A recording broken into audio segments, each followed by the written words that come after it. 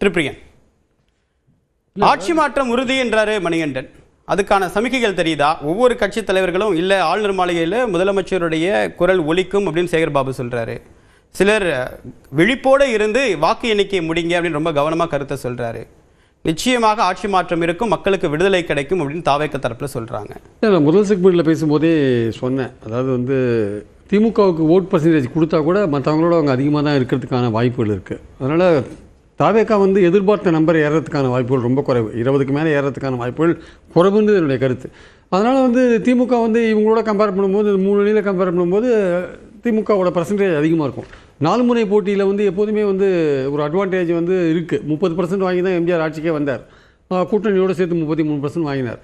அதனால் ஏன் ஏடிஎம்கே ஏன் லூஸ் பண்ணுதுன்ற விஷயத்தை நான் சொன்னேன். ஏடிஎம்கே ஏன் லூஸ் பண்ணுதுன்னா, முதல்ல ஜெயலலிதா காலத்தோட ஏடிஎம்கே ஒப்பிடக்கூடாது. இது கவர்ச்சிகரமான தலைவர் இங்கே இல்லை.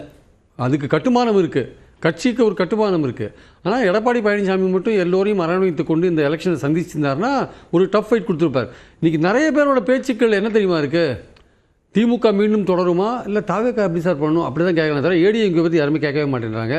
இது நான் கேட்ட நிறைய பேர் எல்லாருமே என்கிட்ட கேட்குறவங்களாம் என்ன கேட்குறாங்கன்னா, திமுக தொடருமா சார், தாவேக்கா எப்படி சார் ஸ்கோர் பண்ணணும், அந்த 2 இதில் தான் என்டையர் தமிழ்நாட்டோட இதுவே அடங்கியிருக்கு. அதிமுகவை பற்றி யாருமே கேட்குற மாதிரி எனக்கு தெரியல சார். உண்மையிலே சொல்கிறேன், யார் தப்பா நினைச்சுன்னா எனக்கு கவலை. ஜெகதீஷன் சார் கருத்து சொல்கிறாரு, நான் யாருக்கு ஓட்டு போட்டிங்கன்னு கேட்கும்போதே போன முறை யாருக்கு ஓட்டு போட்டிங்கன்னு கேட்டேன் அப்படின்னாரு.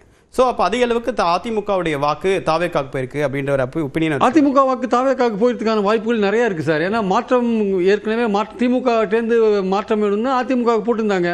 இந்த வாட்டி அவர் விஜய் எனக்கும் திமுகவுக்கும் தான் போட்டின்னு அந்த விஷயத்தை கூர்மைப்படுத்தினார்.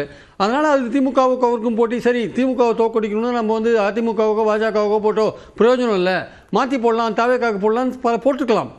அந்த மாதிரி நிறைய பேர் சொல்கிறாங்க. ஒரு சேஞ்ச் வேணும் சார், அதிமுகவெல்லாம் பார்த்தாச்சு, திமுகவுக்கு மாற்று அதிமுகன்னு கிடையாது, அதிமுகவில் பூசா உத்தரவு வந்திருக்காரு, அவருக்கு போடலான்னு போட்டாங்க. அந்த வாக்கு எவ்வளோ % இருக்குன்னு தான் நமக்கு ஒரு கேள்விக்குறியாக இருக்கே தவிர அது ஆட்சியை பிடிக்கிற அளவுக்கு இருக்கிற மாதிரியான விஷயங்கள் நடந்த மாதிரி எனக்கு தெரியல. மணிகண்டன் சார் சில விஷயத்த சொன்னார்.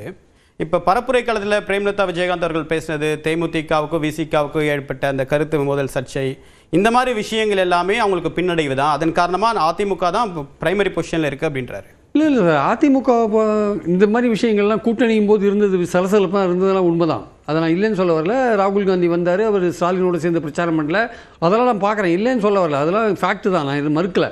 ஆனால் அடிப்படையான விஷயம், பிரேமலதா அவங்களுடைய முதல் எடுத்து ஒரு 6-7 கூட்டம் நல்லா தான் பண்ணினாங்க.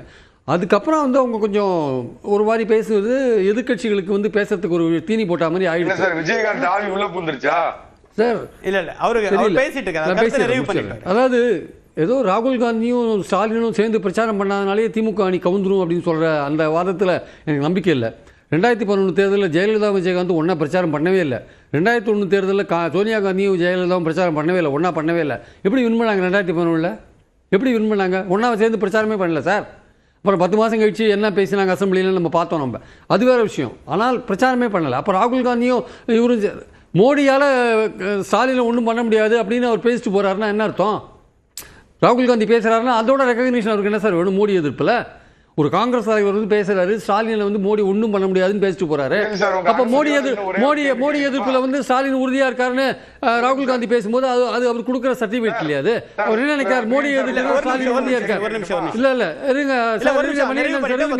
நான் முடிச்சிடுறேன் ஒரே நிமிஷத்தை.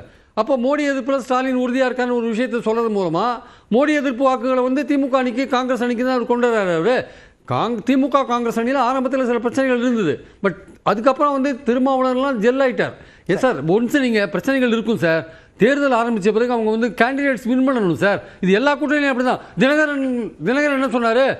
எடப்பாடியோடு சேர்ந்தா என்ன ஆகும் சொல்ல விரும்பல, ஆனால் சேர்ந்தார்ல, அப்புறம் நான் ஜெல் ஆகலையா? அவரு சரி ஜெல்லானார் எவ்வளோ ஓட்டு கிடைச்சுன்னு சொல்ல முடியாது. அதனால் இதெல்லாம் ஒரு மேட்டரே கிடையாது. கூட்டணி அமையும் போது கொஞ்சம் பிரச்சனைகள் இருக்கும், அமைஞ்ச பிறகு வெற்றிக்கான வேலைகளை தான் எல்லாரும் பார்ப்பாங்க. அதான் உண்மை. ஆக்சுவலாக இந்த ஓட்டுகள் எப்படி பிரிஞ்சிருக்குன்னு நமக்கு தெரியாது. ஆனால் விஜய் ஆட்சிக்கு வரதுக்கான வாய்ப்பே கிடையாது என்பது உண்மை. சார் மணிகண்டன் சார் குறுக்கிட சுருக்கமா ஒண்ணு இல்லை சார், ஒண்ணே பிரவீன் சக்கரவர்த்தி ராகுல் காந்திக்கு ரொம்ப நெருக்கமானவர். தேர்தல் கூட்டணிலாம் அமைஞ்சு பரப்புரைக்கு போறப்ப மெட்ராஸ்ல நடந்த ஒரு மேட்ச்ல விசிலு சத்தம் காத பறக்குது அப்படின்னாரு. அப்ப இதெல்லாம் நான் ஜெல்லு கோல்கேட்டு ராகுல் பேசுனது எடுத்துக்கணுமா, பிரவீன் சக்கரவர்த்தி பேசுனது எடுத்துக்கணுமான்ற கேள்வி எழுது. சரி, ஓகே, பாயிண்ட் டேக்கன். உங்களுக்கு சௌரியம் எடுத்துக்கோ. சரி